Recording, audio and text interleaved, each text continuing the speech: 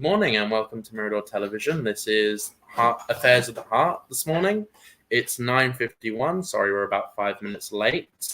But today we have a guest. We have Sarah Fitzpage on. Do you want to introduce yourself briefly? Yeah, hi. Nice to see you all this morning on this lovely bright day. Not so hot as yesterday. My name's Sarah Fitzpage. I'm a local Lewis artist. Nice to meet you. So what sort of artwork do you do? I'm actually painting ice lollies at the moment. You're thinking, Well, I thought it was a very summery thing to do. I'm doing like a pop art style where the actual paintings are like a photograph with a nice white background. I currently exhibit my work in Art 5, which is in the Lanes in Brighton. And I've been there for about 3 years now. I'm absolutely loving it. And I just found a little niche and I decided to paint some ice lollies. I've expanded it as well to vintage sweets as well. And I've done a big vintage Coke bottle with a straw with all the bubbles floating inside the Coke bottle. So that's exactly what Sarah Fitzpage's art is about at the moment. Nice. So you have never met Stuart, but you are connected in a way. We were briefly talking about it off the air. Mm-hmm. Stuart sponsors an art gallery which you show your art in. Is that correct? Yes. So what art gallery was that? It's the Star Brewery Gallery. The Star Brewery, okay. Well, when Nita was, Susan Osborne was the famous curator there originally. The people who owned it out in London were really not doing very well. So the lease sort of more or less came up for grabs. So I was able to give Nita Peterson as a good friend, and a good friend of John May, who's going to be coming on later. And she was able to get the lead, and she's done terribly well. And I'm now sponsoring a exhibition in September called the River Exhibition. It's about people painting rivers, people who paint rivers. And that's partly to actually part of a festival that's going to happen to jerk people's awareness of what the Southern Water and other water companies are doing to our rivers, which is obscene. Southern Water is dumping stuff in the sea and it's dumping stuff in the ooze, and it's just outrageous. So this is basically to just sort of make people aware. And I think, put all the usual suspects that will be exhibiting, Peter Messer and other people, but quite a lot of people they've got on. I'm sponsoring it at the moment. It's rather good. But I must tell, Nita has, as you probably know, she's done very well with the gallery. She's lots of very brilliant, exhibitions, and it's just sort of come alive again, if you see what I mean. No, she definitely has. Yeah. Where is the art gallery? Is that in Lewis? Well, it's opposite the Lewis Arms, which is very useful. Okay. All right. Yeah, nice. That's great. So, what's going on in the art world recently? Anything interesting happening? Anything? Is this? Yes, for you. For myself. Sorry. Yeah. Basically, I did exhibit at the Star Brewery a few months back, and there was a theme about trees. So it's a really nice theme about water this time, and it's a really good reason. So well done on that. That's fantastic. John May brought that one out, didn't he?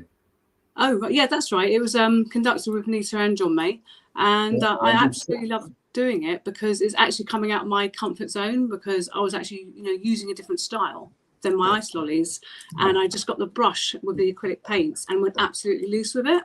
Because normally when I'm painting, I use oils and varnish as my medium, but it was just so nice to break free from the niche I was working in and just having a new lease of life and going on the downs, taking lots of lovely photographs and just painting lots of lovely loose paintings for that exhibition, which is fantastic. And I chose 2 of them, and they were very complimented, which is lovely. So it's fantastic. The tree one is by John May. John May's coming on this morning actually.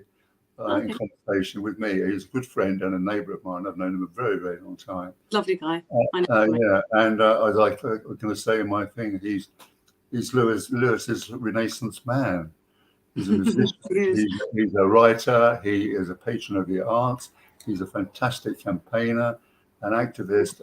God, what he hasn't done is amazing. Yeah, he went looking for Thomas Paine's head. That's one of the key things. No, it was back in the day when he got the Rhodane statue here, which was a real achievement. And secondly, when Thomas Pone was dead, apparently his head was missing. They didn't know whether it was in America or whatever, but John made a big effort to find it so that it could be properly buried. But God, you know, you ought to try and listen to it, but he should be on at 11 o'clock. He's done so many things. He's a great sort of asset to Lewis, in my opinion. No, I totally agree. I've known him for a number of years as well. He's a very well-known character, and he has done a lot for it, definitely. We've got Keith here as well now. Morning, Sarah. Morning, Keith. How are you doing? Oh, very well, thank you. I've come to check on your Marmite. Are you loving it or hating it still? Hating it. I am. You're hating it. Are you loving or hating it? I'm never forgetting it. You either love it, hate it, but you never forget it. But actually, you sweeten things up because then you did a banana split. Absolutely. You've got to have the yin and the yang. You've got to have both sides of it, right? Absolutely, yeah. This talk of food has got rid of the old man here. The older man should buzz off quite soon. I'll join you for the second one. He's gone. Yeah. So, do you have any art shows going on anytime soon? Or I just finished a Fringe Festival at Brighton back in May. I did a showcase there for a week at the Art 5. It was a really big showcase with myself and another artist, Jonathan Stewardson. So that went really well. At the minute, things are nice and quiet, bubbling over. I'm working some art lessons at the moment. Excuse my voice. And the art lessons are going great, which is fantastic. And I'm still exhibiting at Art 5 because I have a residency there. But definitely I'm going to put my feelers back out and aim for some Christmas shows at the end of the year and see what other galleries are happy to take me on. Nice. You can find my web if anyone wants to have a look at my website. It's www.sfhart.co.uk, or you can follow me at Instagram as well, which is Sarah_Fitch_Hayes, if you wish to do more. I'll definitely look up your Instagram. I didn't know you had an art Instagram account. We've got more Hayeses on this television program, but none of us spell our name exactly the same. We must be same clan, different divisions.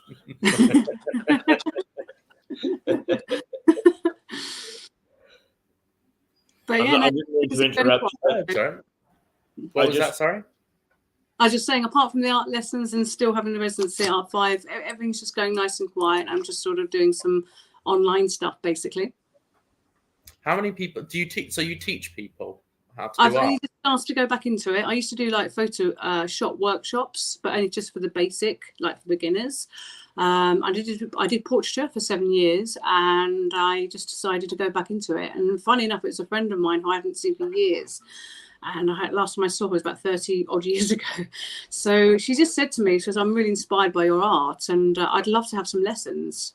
And I thought, well, why not? So the opportunity arose, and lo and behold, last week we put the lesson together. And I just explained to her, I want you to get the best experience out of this lesson. It's not about me teaching you, it's about you enjoying it and having that lovely experience. So I got all the key points of what she wanted out of the lessons, and I've set up a 6-week timetable, and she's absolutely happy with the 6 weeks. And we're learning about perspectives, angles, ellipses, all those type of basics. And then we're going to have fun with the paintbrushes, with the oils. So is she the only person you teach? Just at the moment, but I'm open to some more people if they wish to come and have art lessons. Just come in touch, or they can contact yourselves and then reach out for me. It's absolutely fine. They can probably contact you via Instagram. They can contact me on Instagram, absolutely. Right, So just to recall that Instagram address, it's Sarah with an H, that's SARAH_FFITCH_ and then Hayes, which HEYES. So if you're very interested about any art lessons or anything about art for that matter, then just drop us a line on Instagram. Okay. Sarah, it's great to have you back on the team. It's great to be back. It's great to be back. It's bubbly and good quality television. So Rhodane strikes again. Good. You didn't have to Woohoo! take it on So you used to be a part of Mirador then, didn't you? I did. I was interviewed a few times last year, about 4 or 5 times. We had a great meet up, and it was not. It's just like, I went away just into the background with busyness, but I'm back now. It's nice to be back with you guys and back to speak to all you who's watching. Really. Yeah. Well, I'm looking for those interviews you did a couple of months back, 8-9 months ago now, on Facebook. Unfortunately, we've just been banned from Facebook again. Huh? Why? Yeah, I don't know. There's literally zero reason. There is no reasons for having been banned. So we are trying to figure this one out right now. So absolutely, yeah. It doesn't say why. It doesn't say how long. It doesn't say what we did, what time, what date, what episode. So yes, we're trying to figure that out, but it's very complicated.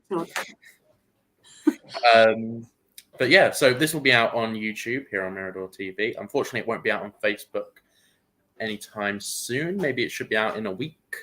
But yeah, well, thank you. So thank you very much for coming on today. Take time out of your work to come see us. And we are going to be doing an art show with you soon, which should be coming out within 2 to 3 months, we're hoping for, I think. Okay. We agreed on. Fantastic, yeah. So we're going to be seeing more of Sarah Fitch Hayes. She's going to have her own art show here at Mirador, so that'll be quite interesting. I can't wait to start filming that. Brilliant. Well, it's so lovely to catch up, guys. Sorry it's short and sweet, but we'll be catching up really soon. And have a great hump day. Happy Wednesday. Happy Wednesday. Okay, thank you. See you later. Bye, everyone. Bye. Bye. Right. All right. Well, that was interesting. That was nice. Yeah. So she's going to have her own art show, and I'm going to be filming there. Whereabouts is it here? Or? Possibly. We might be filming in the back. We're not 100%. We're not 100% on the details yet, so we won't say anything. But good morning. Morning. So have you got Energy Matters today? We can do that now if you like. Yeah. Well, I'll play a short 5-minute clip whilst we're waiting for you to get ready for Energy Matters. Oh, I just got it on top of my head. So just have a little clip. Yeah, I'll do a 2-minute clip, scenes in Sussex. All right.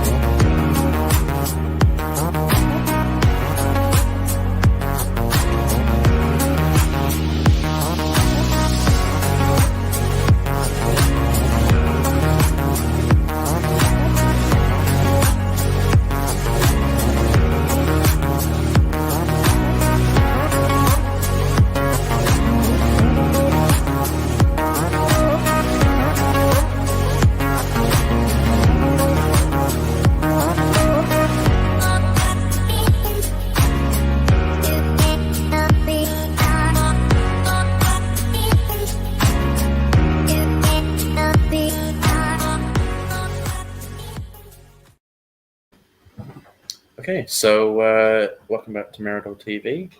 You're going to do your Energy Matters segment Is it a short? It's a short one today. You said. Well, not very long. Okay. Well, there's not been much real news about the energy crisis, save that Rishi Sunak did take the opportunity in one of these ridiculous television debates about what he's been doing recently, and he actually said in May said that he's going to give the government's going to give £620 to all those people living off benefits. Plus, there's going to be a gift of £400 to every household in the country, meaning that the poorest of the communities are going to get £1,020 quite soon. Now, last Monday week, that was announced. But some people haven't got it yet. We haven't got it yet. No, quite, yeah. Anyway, that should come along. And now, really, when you think about this, it was a real sort of situation of Peter paying Paul, because shortly after Rishi Sunak announced these things, the head of the regulator, Ofgem, was called to Parliament for a select committee, and he said that he was questioned, and he said that on October 1st, the date when the energy cap is fixed, would be going up by 800 quid. That meant that most households with average three-bedroom households would face bills of 3,000 quid. And we thought there was fuel poverty at 2,000 quid, but 3,000 quid is going to put an awful lot of people. And then it's going to be 4,000. Well, you don't know. You don't know that. The argument is it's just due to the wholesale price of gas. And now there was a couple of other pieces in the FT today, as you said, that Mr. Sunak, Russian dictator, whatever his name is. What is his name? Rishi Sunak. No, not Rishi Sunak. I'm talking about Russian dictator. Oh, Vladimir Putin? Putin, yeah. Oh, how did you get Vladimir Putin and Rishi Sunak confused? I don't know. I've always had problems with names. Anyway, he's actually hoarding it. He's cutting off the amount of gas that Russia will produce, not just to get up the price, but also to actually dominate Western Europe like he does. So that was sort of real. But if you look what Rishi Sunak has done, really, it is actually paid Peter to pay Paul. Government has given it to Peter. Peter has then had to give it back to to Paul in terms of giving it back to the energy cap. See what I mean? Mm. So he's given us money, but then the money goes to the regulator, sort of 100 quid, right? Right. I have a question quickly. Yeah. With the money that's being given to people for the energy bills, what is that? Is that cash? Or is it a voucher? No, it's cash. It's cash. Yeah. So say if the government gives me £1,000, for example, I don't specifically have to spend that on the energy. Well, that's the thing. Yeah, I can't say that you do if you can. Okay, all right, that's not great. But surely vouchers would make more sense. Well, they would, yeah. But the basic thing is that money, right, will be going towards paying the energy suppliers, because they will put the prices up of their customers, yeah. Mm-hmm. So therefore, you're back to all this domination of cartels, which I've talked about so often on this program. But it started when cartel started when Mrs. Thatcher privatized the gas the supply companies. And this led to an oligopolistic cartel of 6 companies: British Gas, British, EDF, French, E.ON, German, M-Power, German, Scottish Power, Spanish, I think, and SSE. And these 6 companies just did what they liked with the price. It became a political issue, and then Ed Miliband, when he was leader of the Labour Party, said, if I get into power, I'll bring in an energy cap. But he didn't get into power. David Cameron did. And Cameron was spooked by the idea of an energy cap. And he asked the Competition and Mergers Authority, asked what he should do. And they said, yes, you're right, the consumer's being ripped off to the tune of £1.4 billion a year. And the best way to do it is to get much cheaper suppliers. Well, there weren't very many. But then there were sort of ones that chances and so forth and people not fit for purpose who piled in. So there were 50 cheaper ones offering better deals than the big cartel offered them. But once the gas price started going up, you know what happened? What happened? 29 of those companies went bust. Really? Yes, this is very well known. They went bust because they couldn't meet the deal. Like British Gas would have offered £1,000 a tariff, right? Right. For a year. And then one of these companies would say, we can do it for 800 quid. Well, it turned out they couldn't do it for 800 quid because they didn't have the gas. They had to buy their gas on the spot market, which was very expensive. Right? Yeah. And so it went on. But then after that, the government didn't know what to do. First they said, first of all, we said, what we're going to do is we're going to actually get rid of green levies. They didn't do that. Then they said we're going to get rid of, we're going to abolish the VAT. They didn't do that. Then they said we're going to have a contract for difference. Do you know what a contract for difference is? No. What happens is the government does a deal with the companies about a certain price, right? Mm-hmm. If the price goes above what was agreed, the government has to pay the difference. If it goes below, the company has to pay the difference.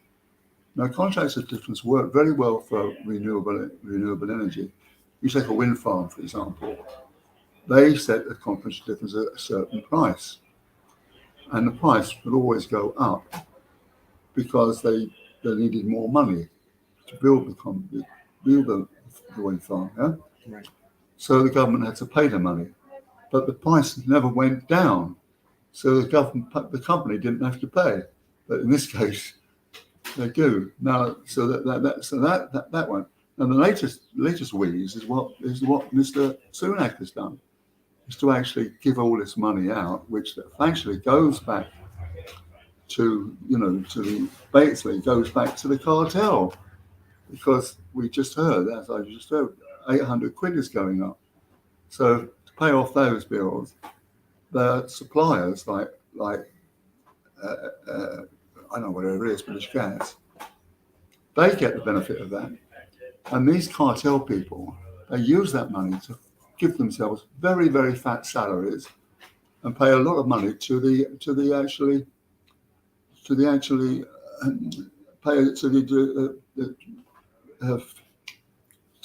shareholders. And that doesn't mean that the person who suffers is the consumer. They don't get the best. They don't get the best out of this sum that Rishi Sunak has had. Eventually, it's just all a bloody scam. Well, I can't use the word scam because there's somebody alive in me, but it's really, really not a very, very good system, and it just demonstrates that all the governments have been systematic failures in getting proper regulated energy policies. So that's where we are. So that's Energy Matters. Yeah. Not looking very good. Just everything, like cost of living, I don't know. I'll show you. I have it somewhere on my phone. I have a graph of rising prices compared to rising prices in energy. So I'll show you that and see if I can get it up on the screen. So we'll do that soon. But we're going to watch, we did just watch Scenes in Sussex before Energy Matters, but we have what is titled New Scenes in Sussex. But I've got a feeling it's not very new anymore. But we'll play this anyway. So this is the new Scenes in Sussex, the updated version. So we'll play this now.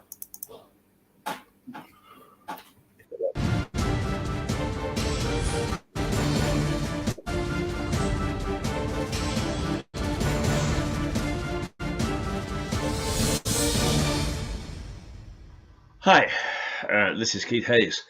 Just a quick note about our programme schedule for November and the beginning of December. We keep on creeping along, nudging along, getting new stuff for you. There'll be some updates on the scene in Sussex that you have already. There'll be one or two other things that are coming along. Our friend Sir Jenry down on Priory Park will be bringing you a little bit more history of the region. And also we will have our regular rants, plenty to rant about. Don't make me laugh, customer first. And of course we'll try and keep you up to date with the weather. But bit by bit we're adding more services, and as we go along we hope that we can satisfy your entire desire, and you won't want to go anywhere else but to watch Mirador Television. We look forward to having you along, and do join us, but you can also catch some of our stuff on Facebook, some of our stuff on YouTube, but generally speaking, this is the best place to come, miradortelevision.com, and you can get absolutely everything that we put out, and some of it's not half bad. Okay, toodle pip, and glad to talk to you, and see you later.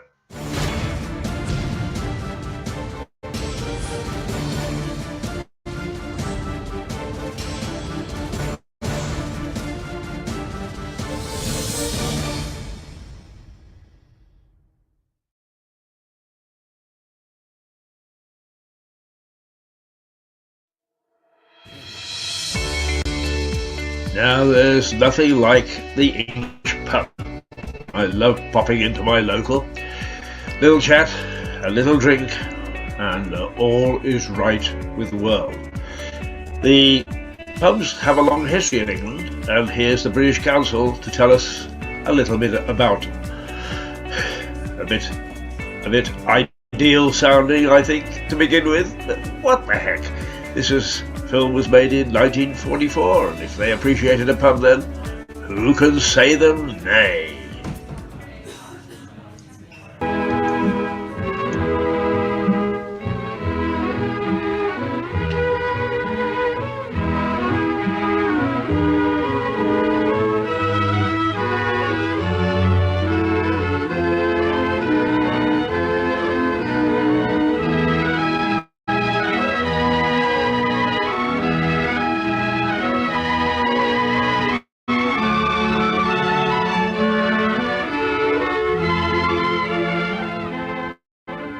Flanked by the church, the rectory, and the people's homes, stands the inn.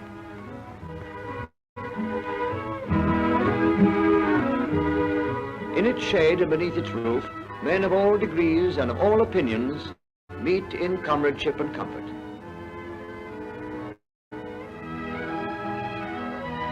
Side by side with the monastic inns grew the royal inns, which were used by the king's servants when travelling in the Middle Ages. A house in each village was selected for their accommodation. These too in time became commercial inns under such ancient signs as the Crown. Later, the inn yard was used by the postboy as a link between villages and hamlets. The mails in turn were carried by stagecoach further afield, and today much of our civilization can be traced back to these earlier forms of communication which centered round the inn.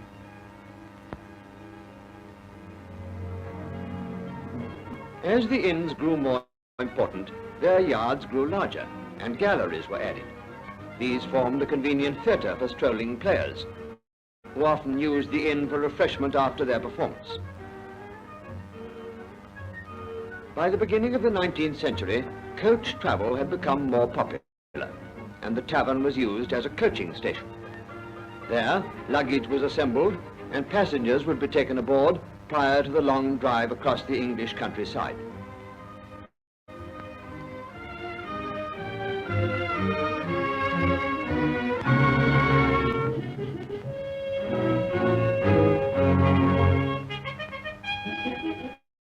Mail coaches built for speed used the inns as halts, where fresh teams of horses were changed in a matter of seconds. Today, beneath the sign of the old coach and horses, you'll find bicycles. While on the road, cars pass old toll gates where once fees were collected for the upkeep of the main road. When the railway brought speed to industrial England, it also brought the new railway taverns. You'll also find the inn on the banks of the English waterways, our oldest transport routes. The cargoes which float past have changed with the centuries. Sail has given way to steam and the petrol motor. The inn signs themselves reflect a great variety of topical humour, interests, sports and history. The load of mischief, a dig at the nagging wife. The volunteer, from the days when warfare was more casual. The White Hart, crest of King Richard II. England's St. George fighting the dragon. And England's St. George refreshing himself afterwards. The Six Bells with its two meanings. The row barge to remind us of more leisurely days, and the cross-handed highwayman of when our roads went so safe. The Fighting Cocks, memories of an old English sport. And the airman to bring our inn signs right up to date. Travel along the English road today and you'll find the modern inn, there to refresh all travellers according to their means. Its appearance and amenities differ widely from the village tavern, but its roots are the same. It merely reflects the temper and taste of a new and swifter age. Well, 1944 was a nice, swifter age. I wonder what today is or what they would make of us today. But anyway, the pub still exists, and that's absolutely great. Well, now food and drink. If you remember, I was trying to get on a food show. So let's take a look. I managed to get most of my food out of the way, but then it was time for dessert. So, did we need good fruit and veg for the dessert? Did we need pumpkins? Not a bit of it.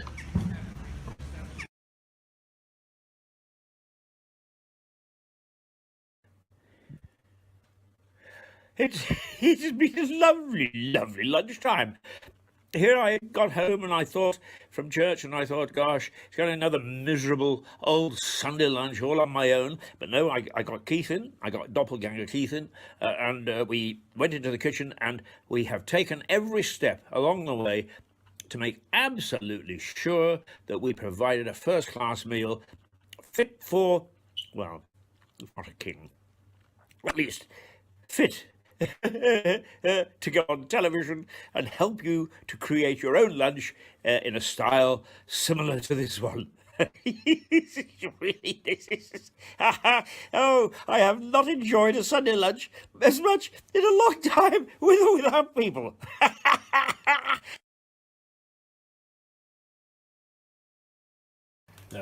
There we are. You see, it's very important to have opened that tin of peaches before we actually put them into the dish, the dessert dish. So there we are. We'll just rely upon looking at them and salivating over them for a moment before we actually go. Right. Now, that's rather a lot for one chap. But remember that we didn't have any wine with lunch, so we've got to make up for that. We've got to compensate for that. So we do that with a few extra peaches.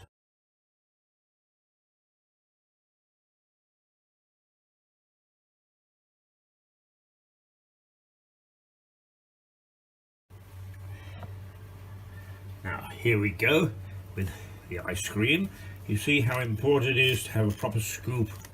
Yes, see, scoop away, put it gently onto the, only got one hand, you see, that's the trouble, only one hand, not easy with one hand, but there we go, it's getting there, a bit nicer.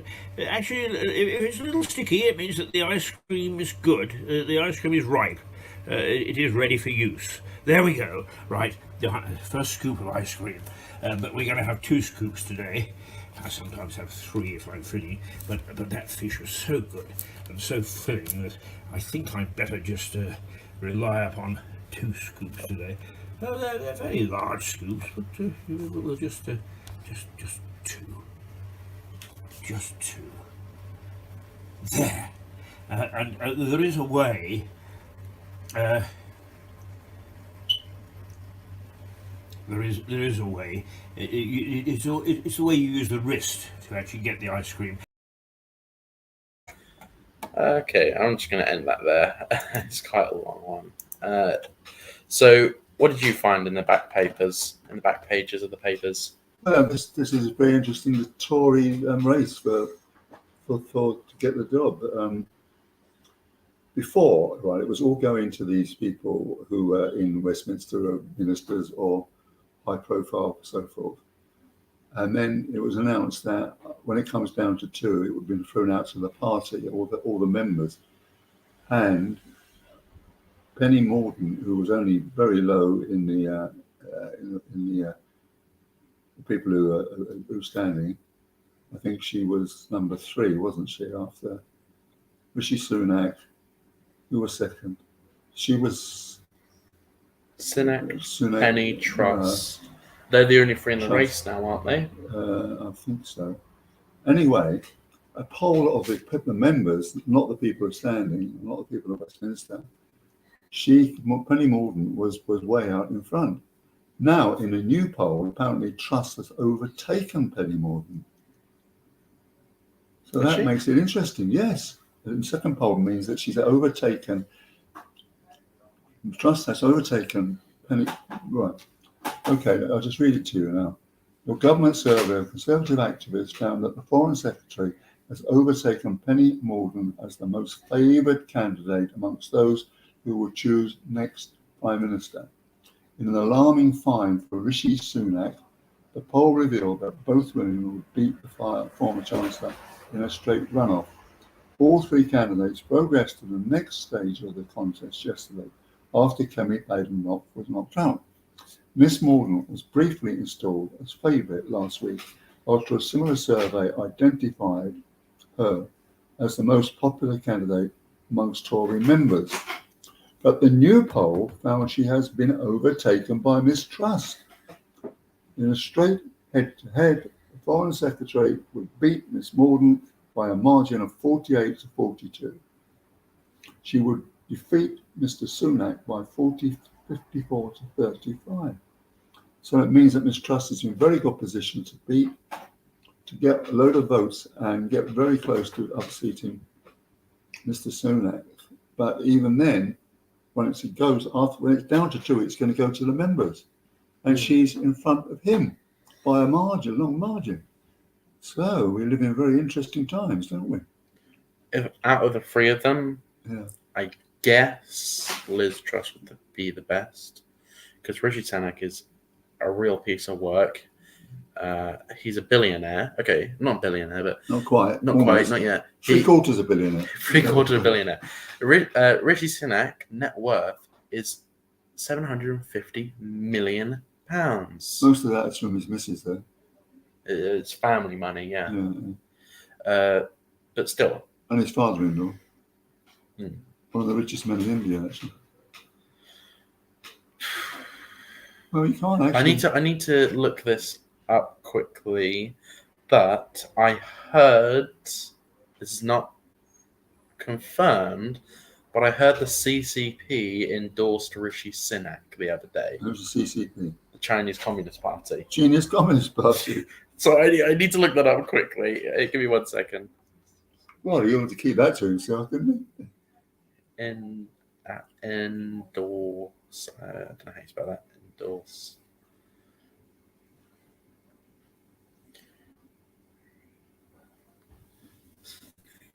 Oh God.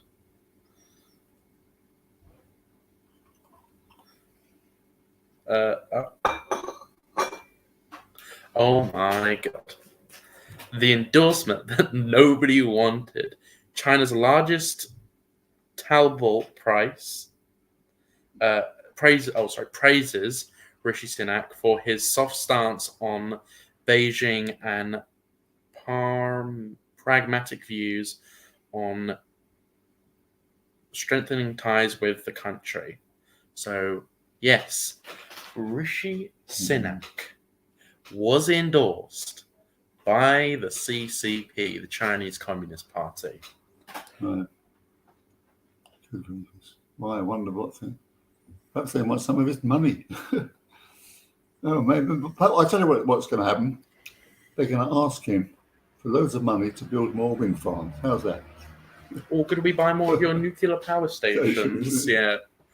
Well, no, that was George Osborne, and back in the day when he bribed the Chinese to invest more money in Hinkley Point. And part of the deal was that China would be able to actually build 3 other new nuclear plants. One called it Sizewell B, and the other one was Bradwell on Sea in Essex, and the third one was Sellafield up north. Sizewell C is in Suffolk. It finds the life out of me when I walk past it up there. And so that was it. So that was the deal. And that then, when Mr. Cameron handed over to Mrs. May, she got the most incredible bollocking from the State Department in the US. As she should. Because saying, you let them have bloody well nuclear plants, they could bloody bomb us in no time at all. What do you think you're doing? It was really quite crazy. Oh dear. Honestly, so if you're thinking on if you're trying to find out whether Rishi is a good leader or could be a good leader for this country, just so you know, he is endorsed by the CCP. So there's your answer. And then Penny Mordaunt is also, as well as Rishi Sunak, part of the World Economic Forum. Liz Truss, I don't believe she is, but she's still not great. She's the least worst option out of the people left. So Liz Truss is the least worst. So what do you mean? What's the least worst? Why is she the least worst? Because she's better than Rishi and Penny, but she's still bad. She has no ministerial experience. She's never been a minister. She used to be in the Navy, but that probably goes down well with the old Conservative retards. But I mean,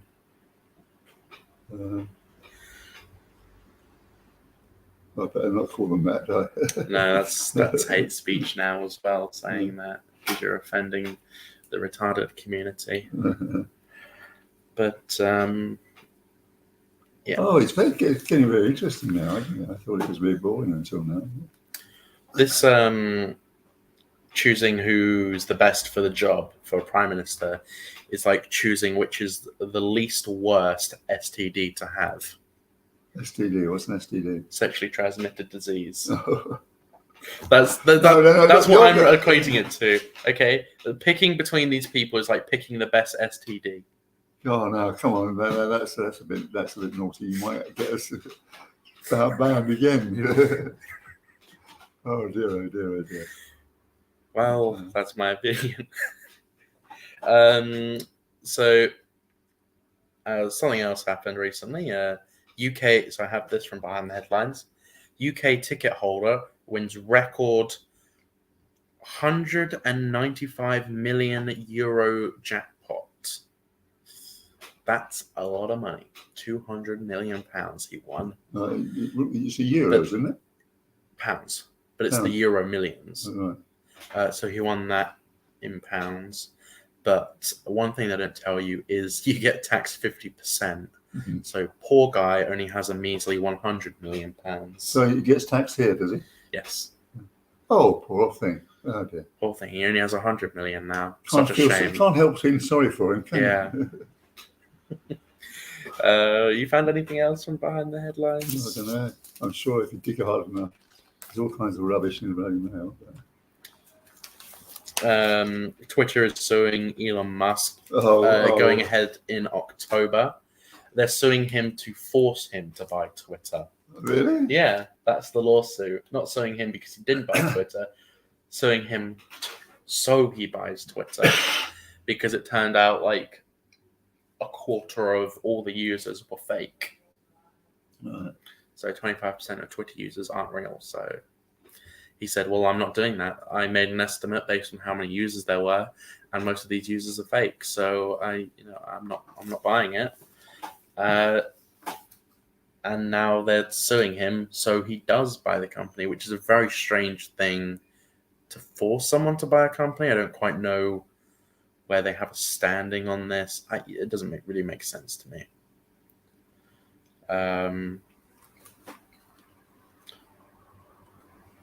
What else? I did see in the back of the headline earlier that some guy yesterday, because of the heat, did you know it was hot yesterday, guys? Did you know it was hot?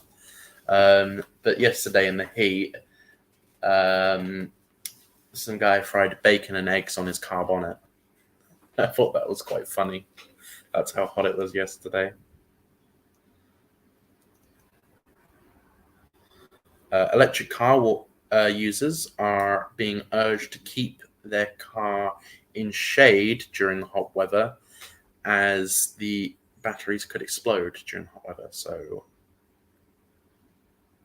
yeah.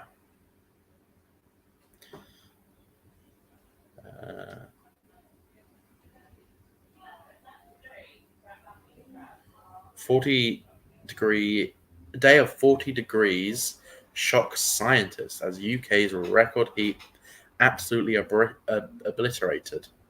It wasn't. It's risen by 3 degrees.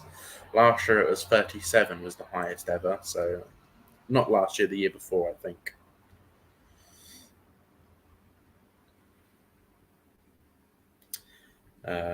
You got anything interesting? Well, this is Stephen Glover, who I don't really respect very much, but he's had a go at Penny Morton, saying that she's terrible, she upset everybody she worked for, she's never been a minister, she's done this, she's done that. So the only person in the running who has been a minister is Rishi Sunak. And Liz Truss was Foreign Secretary. Oh, she was a minister. Foreign Secretary. Oh, okay, so she does have minister experience. Well, okay. The four great officers of state are Prime Minister, Chancellor, Home Minister, and Foreign Secretary. She was. She hasn't been Foreign Secretary for very long, because I can remember when she was Gender and Equalities Minister with Kemi Baker together.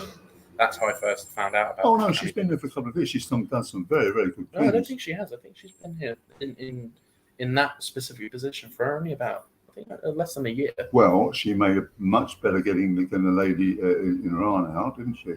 And also, she did amazing things. She's done lots of things with Putin and that kind of thing, and getting them to get the wheat through to export the wheat. I think she's done very well, actually. Is she the least, in your opinion, the least worst option out of the three? I think she probably is a good idea. Yeah. I agree with with Rishi Sunak's argument that everybody, including her, actually talked about immediate tax cuts. They all said that. But he said, look, you've got to get the inflation under control first before you start cutting taxes. The reason being, if you cut taxes, the people have got a lot more money and they spend it, and that bloody that gets up inflation again. So really what you do is you've got to get that inflation under control, then have tax How long cuts. do you think until inflation is under control then? How is it going to be under control? How long? Do you think it's going to be a 6-month thing? Well, it could be anything. I mean, it won't go on forever, but if you think about that sort of 2008 stagnation, it was about a good year before everything came under control.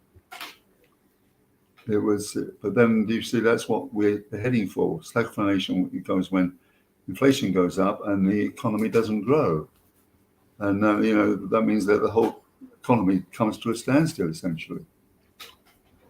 It's very, very tricky. But I think he was my own contender. He's a pretty good chancellor, really, if a bit sort of too conservative. I think not raising the national insurance. Did you say Rishi Sunak is a bit too conservative? Well, he's a bit more right wing than you would think.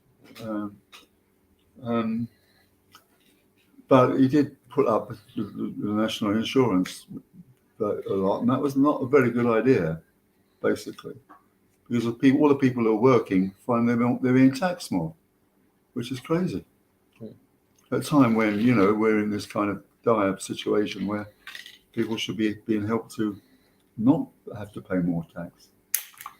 So he's not even so much a tax reducer; he's a tax improver.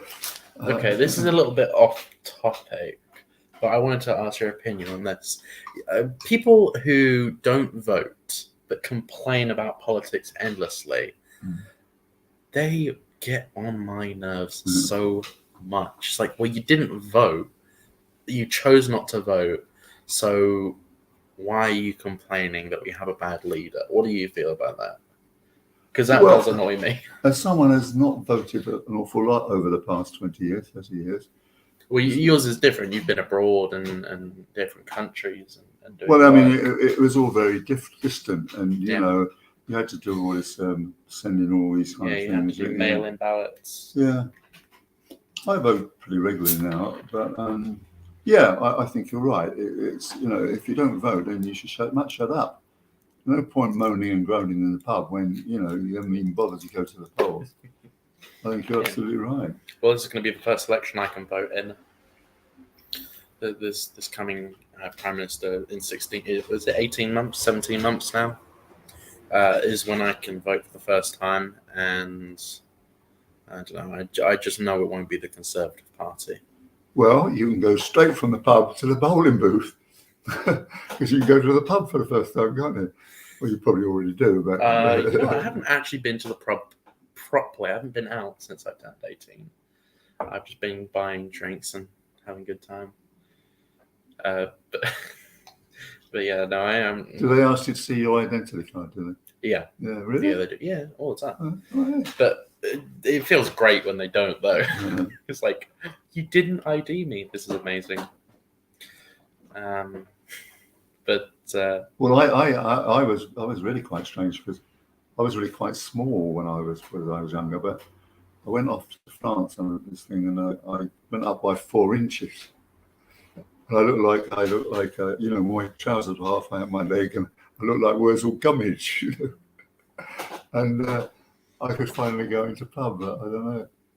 But then so you mentioned earlier. Can I just ask this question before I forget? You mentioned earlier that you're like, oh, I grew up poor, a lot poorer than you. What was it like growing up for you? Because you said you grew up quite poor, very poor. Like growing up was very difficult. Like I was abandoned by my father before I was even born. My mother said that, "Oh, your father's died. He died during the war." Well, he hadn't.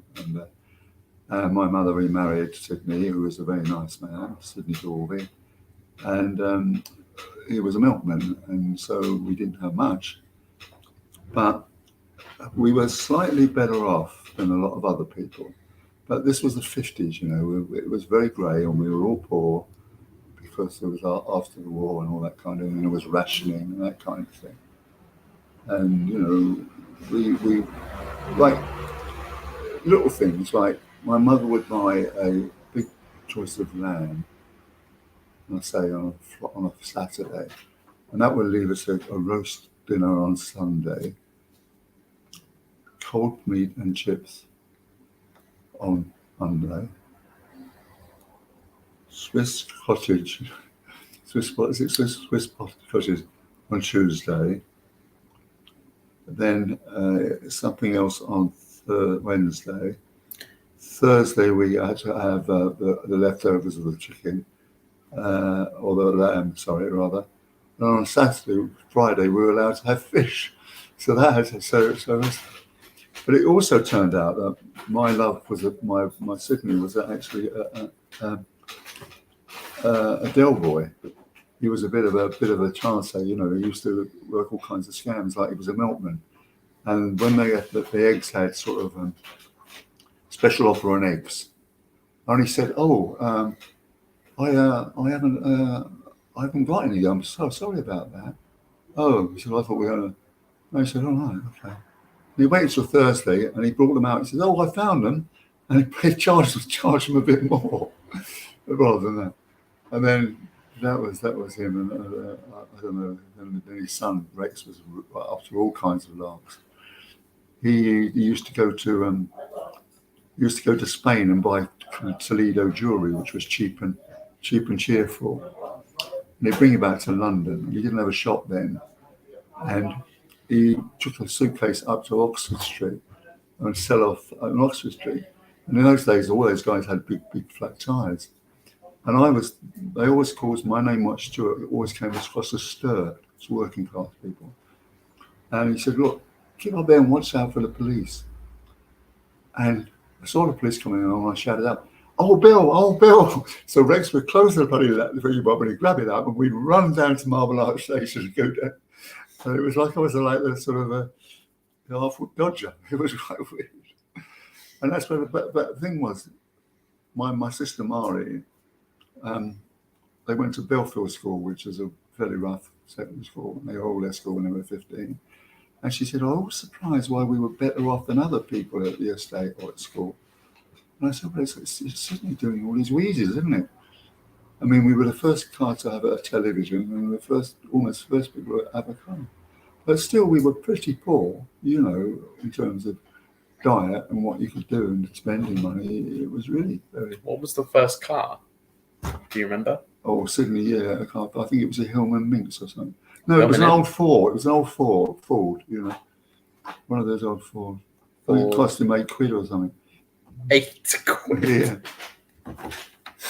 Well, I bought my first car when I was at Sussex University when I was...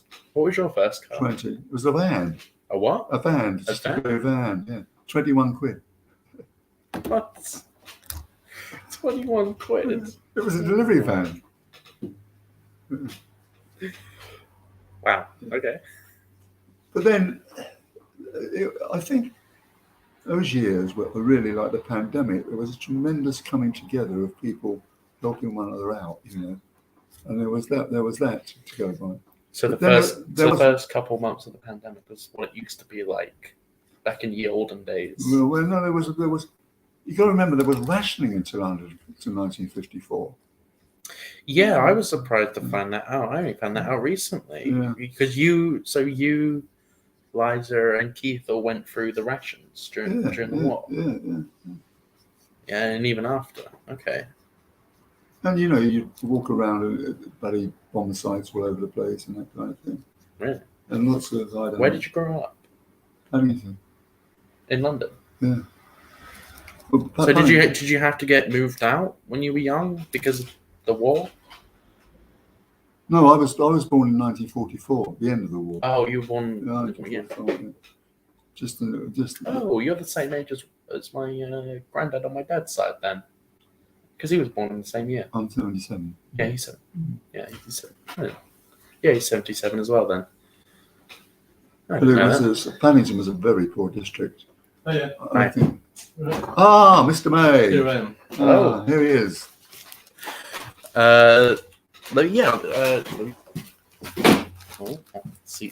This is Mark Hurd. Sit down. Sorry? This is Mark Hurd, who's a brilliant... Max, sorry. Max. Hello, nice to meet you. What's your name again, sorry? John May. Okay, yeah, I've heard actually quite a bit about you. Already. Take this seat. We were talking about you earlier because of Susan Fitch-Hayes, who's... Sarah Fitch-Hayes was on earlier. Yeah. She knows you as So well. how does this... Right, you sit down. Let me put on a short clip just while we get ready.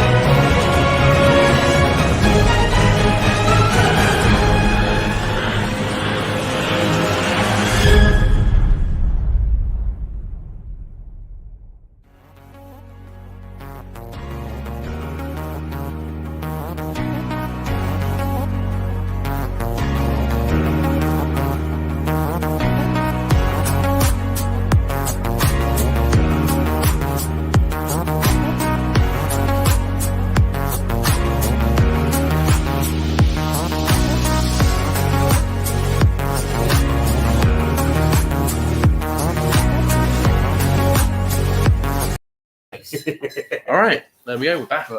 Right. Okay. Hi. I see we got the hats. Right. That's We've good. now got my guest this week is John May. Now, John is a neighbour of mine, a friend of mine, and a denizen of Lewes, and a mutual friend once called him a Renaissance man. John has been all kinds of things. He's a musician, he's an author, he is a journalist, he is a campaigner, and he's an activist, and he's done all kinds of amazing things in his life. And when I say he's a denizen, I don't think there's anybody in Lewes who doesn't know of him. And certainly I know about John. You were born in Worthing, and I know that you were brought up in Worthing because my dear wife Leslie, is also a friend of yours.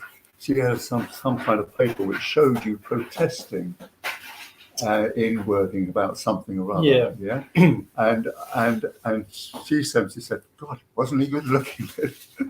But I was 18, I think, at the time. Yeah. No, I was reading. Yeah. I was reading a poem by Lawrence Ferdinand Getty called Underwear. Oh, really? And the police were called. People said, "Oh, it's disgusting." This was in Worthing, was it? Phil's waiting room then, wasn't it? Yeah. So when did you sort of migrate to Lewes? 85, I think it was. Well, you came and lived here. Yeah.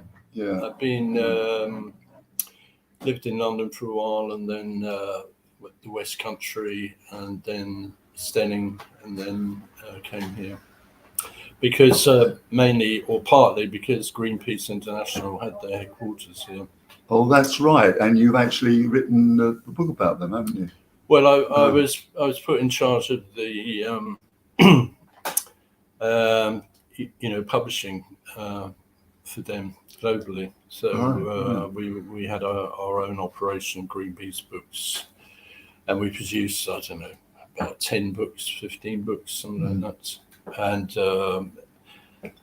annual reports and stuff for campaigns and so on and so forth. So there are people coming from all over the world involved with Greenpeace. And, just before I moved here, they blew up the Rainbow Warrior. So by the time I arrived, there were people from Hollywood, people from TV stations all over the world, radio stations, and campaigners, obviously, who were trying to save the world and stop nuclear testing and all kinds of. So I've got some of your books of that on those. Yeah. Have I missed something out here? Weren't you involved? A large part of my life, yes. No, when you were at some stage, you were involved as a journalist in the counterculture press, like International Times and Friends. Was that in London? That was in London, yeah. Yeah, and you were doing all kinds of very interesting things. Well, we did.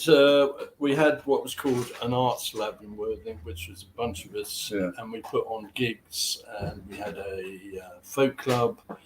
We wrote a play. We used to sell underground newspapers in the streets. We'd do musical. We got we raised money for it, and we managed to get Deep Purple, the original Deep Purple, played for nothing. So we made loads of money. So that was good. And then, but we were being harassed by the police on a regular basis. This was still in Worthing. So we all left town and went to London. But where there was even more police. Oh my goodness gracious me! So I have a question for you. I heard you went looking for Thomas Paine's head. Is that true? No. Oh. No. There is a book. There's a book about Tom Paine's bones. It is, as well as his head. But no, I mean, I was fascinated by Tom Paine, and one of the first projects I did in the town was to revive Tom Paine's Headstrong Club, which used to sit in the upstairs room here. In the sheriff's room, yeah. And Paine was a bit of a forgotten man at that point, and with a man called David Powell, who's passed on, unfortunately. He wrote a book on pain, which I read, and then I met him, and he said, I've been trying to do this for years. I said, well, I think we did it in 3 weeks, and it's still going now, many years later. Now, another big milestone in your career has been you got the Rhodane Statue here. Yeah, well, I mean, tell there's us about two that. things. There's two things going on. One is projects I've done in the community of Lewes, Yeah. and then there's my professional. Cultural, You know, I started with we did a little magazine in Worthing, and then I got into the Underground Press. Then I went to the New Musical Express from 75 to 82. I was also writing Star Wars Monthly, which is globally considered to be the great magazine on Star Wars. And as a result of that, I went to Hollywood and met George Lucas, and all kinds of other things happened. But and then I was working for the Sunday Times, the Observer, the Guardian, you know, Vogue, I don't know, all kinds of, you know, top magazines and so on. Then, so in the 80s, that's when I came here. My attention was very much focused on Greenpeace for that period. And then, yes, I did a number of projects in the town. The one we mentioned with Tom Paine, what's called the Lewis Arms Dispute, which is on Wikipedia. You can look it up. Whereby Green King tried to take Harvey's away from the pub, and we didn't think that was a good idea. And that was amazing. That was an amazing boycott, wasn't it? Because there was an article in the New York Times, the Guardian, all kinds of other things. And very interestingly, John, you know this, that it brought about the creation of the Con Club, didn't it? The creation of well, what happened was when it was clear that they were going to take the Harbours out, the clientele from the Lewis Arms went to the Con Club, which was a lifesaver because they were, you know, running out of money.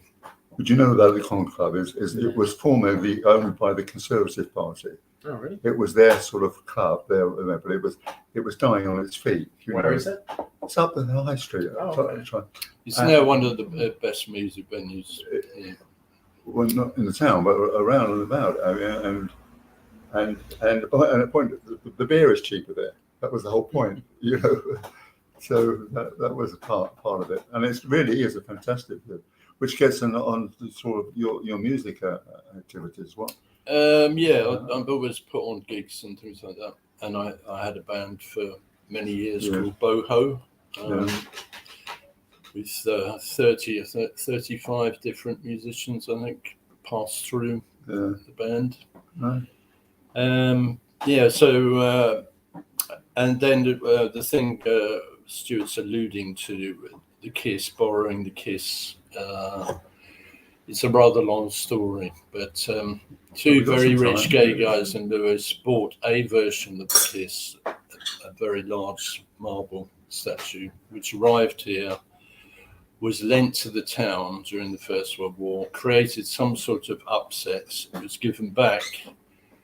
Then the guy dies, and then it goes to Cheltenham Art Gallery. Then it goes to the Tate, who buy it for the nation. So I researched all this over a 9-year period and persuaded the Tate Gallery to lend me the Kiss for a 5-month exhibition. So, and then I had to get other works from the V&A and other works from the Musée Rodin in Paris. So there we are. In the meantime, you know, I've written a lot of books, and what are some of the books you've written? Well, the last a recent book was on vernacular architecture of the world, and there's a book on the transport history of a transport company. written books on animals, on Antarctica, on nuclear accidents. That was a depressing project, I have to say. Yeah. So, and I've got a blog with over 1,000 posts on it. So, yeah. So what about your music productions and so on and so forth? Well, my parents were musicians. My father was church organist and choir master, and my mum was a singer and a pianist. My dad died, unfortunately, when I was 9, but he, I definitely have got my musical genes from them, because I grew up with the piano, and I had singing lessons and elocution lessons, and so I've been groomed for the stage. But then again, you've been promoting music now, haven't you? I put on events called Happenings at the moment. But I've been doing, I've been organising gigs since I was about 19, something like that. And it's just, it's very, very good thing to do. Very entertaining and hard work, but it's good. And you're also you're involved in climate change and other things. So am I. We talk about this a lot, don't we? Yeah. Well, I mean, we're all very involved with climate change now. So it's like previously, back in the day, when we first were doing campaigns on climate change, that would be early 90s probably. I met Al Gore on the eve of the Rio Earth Summit, which he did famous 92. Book. Convenient Lie, it was called. No, this was the earlier book that he wrote about the environment and everything. And he was actually tutored by the atmospheric scientists who first put forward the thing about the climate being affected. When did you first start getting into the whole climate change thing? Well, in the early 90s, but I mean, I've been writing about the environment since the 70s. Wow. Okay. So there's a long story. Well, you see, when I set up Green Barrel, my website, the polls said only 25% of people asked were worried about climate change. Yeah. And it was quite amazing. And also, I'd been in your business. I had a company called Oil Barrel, which was very successful. It's investment in small oil companies. I got fed up with that, and I decided I wanted to go green and do these things. So we set up Green Barrel on the same investment in green companies, right? But what happened was that it was in after the abortive Copenhagen summit, and it turned out that people weren't that worried about climate change, only 25%. And secondly, the fossil fuels was then perceived not to be that problematic, and not such a threat like that. So what would happen is that a company would come along with a wonderful idea, like say marine current turbines, and what happened that they go to the stock exchange to raise some money, but they would spend all the money trying to get over regulatory hurdles and proving their product up, and they went bust. So 50 countries we had on that website, there's now only 36. Right. So sorry, I'm talking about myself now. You are talking about I have a question for you, John, again. Well, the point is that you and I have talked about this a lot, haven't we? About renewable energy and all that kind of thing. Yeah. And I'm counterintuitive because I don't think the lack of investment in renewables means, there's got to be a gas bridge. Do you think that or not? It's a complicated picture, isn't it? Yeah. There hasn't been enough investment in renewables. That's the fact. Yeah. Well, it's better than it was. Well, but it's now a question of catch up. It's now there's all of a sudden rush at doing it. So, but I think personally, I think it's a bit late in the day. So a lot of catch up needs to be done. I don't know what John thinks that. Well, I'm an optimistic person, Yeah. and I spend a lot of time trying to do things or inform people about what's happening, and it's something I've been doing for decades. And we haven't got into the digital revolution, because that was like for everybody else, that changed everybody's working, how they worked and all the rest of it. And I did the first major piece in Britain on the digital revolution. It was the longest article the Telegraph had ever written. It was 15 pages and covered a whole area of politics and medicine and teaching and all kinds of stuff like that. And then I met Amory Lovins from the Rocky Mountain Institute, who's one of the world leaders in energy efficiency. And he told me what the next industrial revolution was going to be, which was, what we now call green technology and so on. And I then spent a good 6 years trying to persuade publishers and TV companies and filmmakers and whatever to do something about this, and I just couldn't get the stories published.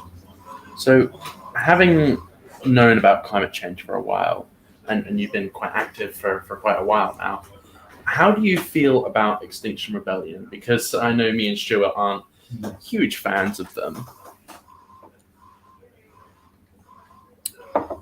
Well, I would say, first of all, that Extinction Rebellion fulfilled their first historic purpose, which was to push the thing into the mainstream. Absolutely. Both in politics and in but subsequently in the press and so on. We need to have a right to protest about things. I myself prefer to be planting things, and I think it'd be great to have tens of thousands of young people trained to start building green defences against what is likely to happen on the coastline and on the rivers. We need to plant a lot of trees and shrubs and goodness knows what else to help. So to go back to Extinction Rebellion, I agree totally with you that they did bring this to people's attention, but then they just sort of blew it by alienating anybody who could have supported them. Do you remember those pictures of people being pulled off the railway, off the trains and I mean that was silly. Yeah, it was one counterproductive. One action that obviously all the Daily Mail and everybody jumped on and bigged it up as a sort of massive thing. There are other things, for example, like I was the chairman of the Friends of Wormwood Scrubs. Well, let's not talk down anybody who's trying to do something. You may not agree, but at least they're doing something. Yes, and there's going to be a huge, huge market. My own point, though, John, is that they're not doing themselves any good by alienating the people who can help them. Look, this is primary school activation. I mean, look at all the movements for social change within the unions, the against the slave trade, against goodness knows what, and people make mistakes along the way. Yeah, exactly. And the right-wing press will always make a big deal out of it. Yeah. Well, it doesn't mean they're not, I'm sure they're well-intentioned, yes, but I mean, it's just, why do you actually do this amazingly good thing and then suddenly shoot yourself in the foot? Anyway. Well, I don't think it's worth going into at this point. Okay. No, see, what about, let's get to this question of you and I about what the local council is doing about renewables, about emissions and so on. I don't know. I'm not in a position to say anything on that. I mean, I haven't, I'm just not well informed enough. Yeah. But everyone's much more aware now, and we'll see what happens. You know, Have either of you ever thought about running as a councillor? Who? And that either of you John. two, Mm. even you, Stuart, like, because you always complain about, oh, they're useless, they don't do the things. Well, like, why don't you I'm run? too old. Oh, are you actually Yeah. too old? Well, in your opinion, or is there an actual age limit? Nobody's going to vote for a 77-year-old. I mean, they're not. I don't know. Mm. Elders, Yeah. go some elders around. I hope you don't mind me asking, but how old are you? I'm 72. 72. Mm. Okay. Have you ever thought about running as a councillor and actually doing? Never. Like, no. No, I mean, councils are not very good at doing a lot of things. They control money and whatever, but they're generally behind the curve, whereas I'm generally ahead of the curve. Well, I've been thinking about running as some sort of position in government because I endlessly complain about the government and how they mess up every turn. Anything that can be messed up, they do mess up. And I have been thinking about why don't I just get involved? Why don't I actually do something? Why don't I become the change? I've been thinking about that quite recently, but I'm quite young, so I can't. Right, that's the thing. I'm too young to do anything. You're too old to do anything, Stuart. So. Well, it's not that, you know. Well, the thing is, that what is the most effective thing that you can do? That's strategy and tactics. You know, I don't have anything to do with party politics. You know, in this country, it's none of them are really understanding the full nature of the change that has to come. So I personally, I think my contribution is writing about these things, and particularly my colleague is writing absolutely groundbreaking stuff about renewable energy, which is very, very useful to people. Because not a lot of people know much about it, you know. So that's a bit doing that thing. And then I don't like the Green Party here because I don't think they're very competent. But I'm a very green person. Yeah. And we eat very, very green thing. I gave up my car because I thought it was a waste of time, and all kinds of things. And I'm the same. I'm the same, but with the Conservative Party. I'm quite conservative, but I don't like the party. They're useless. So. Well, I mean, anyway, can we talk about more positive things rather than criticising everything else? Yeah, sure. I mean, you know, there's millions of young people who are marching because they're worried about their future. Yeah. You know, and there's millions of people who are working hard to try and do something. So do you often organise events, rallies, protests? I don't know. No. I have done in the past, back in the day, nuclear, anti-nuclear, and animal liberation stuff, and so on, back in the 70s. But I've written a lot of stuff, and I do whatever I can to get things going. Like, for instance, when Lewes was flooded, I wrote, it was the worst damaged town in the country. I wrote half a dozen big pieces for the local paper about natural approaches to flood control. And those ideas are only just now beginning to, address the thing. I mean, my job is to be ahead of things. My job is to, my house is an archive. I've got a record of the big movements of social change over the last 30 years. And, it's my job to